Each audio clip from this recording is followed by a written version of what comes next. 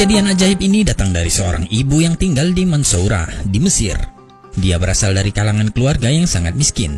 Suaminya pergi meninggalkan dia dan putrinya dengan alasan yang tak jelas. Dan kini mereka berdua berjuang hidup di dalam rumah yang sangat sederhana. Hari itu di waktu malam, putrinya jatuh sakit dan mulai demam panas luar biasa. Sang ibu tak bisa berbuat apa-apa untuknya. Mereka bahkan tak punya uang untuk makan. Mereka kelaparan malam itu. Bagaimana dia bisa membeli obat untuk putrinya? Lantas kemudian sang ibu sholat 2 rakaat meminta pertolongan kepada Allah agar Allah menjaga dan merawat putrinya. Dia berdoa memohon dengan menyebut nama putrinya yang sedang terkulai di atas tempat tidurnya. Dia berserah diri kepada Allah. Berjam-jam berlalu masih dalam doa, hingga tak sadar waktu sudah menjelang tengah malam. Jam menunjukkan pukul 12 malam. Sang ibu terus berzikir dan berdoa.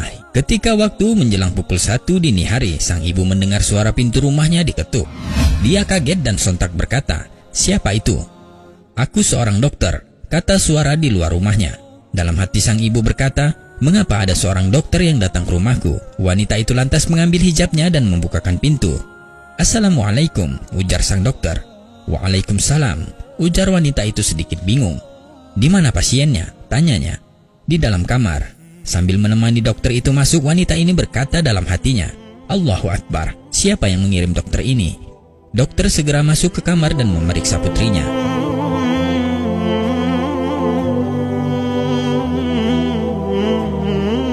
Selang beberapa menit kemudian dia memberikan catatan resep obat yang harus dibeli, dan dokter berkata, "Tolong pembayarannya," sambil melangkah keluar. "Bayar?" dan wanita itu mulai menangis. Dia berkata, "Iya dokter, aku tidak punya apa-apa untuk membayar Anda." Dokter itu bertanya, "Apa maksud Anda? Anda sungguh tidak sopan. Anda harusnya malu pada diri sendiri. Apa Anda tidak punya rasa malu? Anda menelpon saya tengah malam buta meminta saya untuk datang dan memeriksa putri Anda. Dan kemudian Anda bilang tidak bisa membayar. Sungguh itu perbuatan yang tidak sopan," ujar dokter sedikit kecewa. Dan sang ibu berkata, "Ya dokter, demi Allah, aku tidak menelpon Anda. Aku bahkan tidak punya uang untuk membeli sebuah telepon. Dan kami bahkan belum makan pada malam ini." Dokter merasa keheranan dan berkata, "Apa maksud Anda tidak menelpon saya? Bukankah ini rumah dengan nomor sekian dan alamat ini benar di sini?" Sang ibu segera menjawab, "Bukan ya dokter, itu rumah sebelah, di sebelah rumah kami." Allahu Akbar. Sang dokter mulai menitikkan air mata.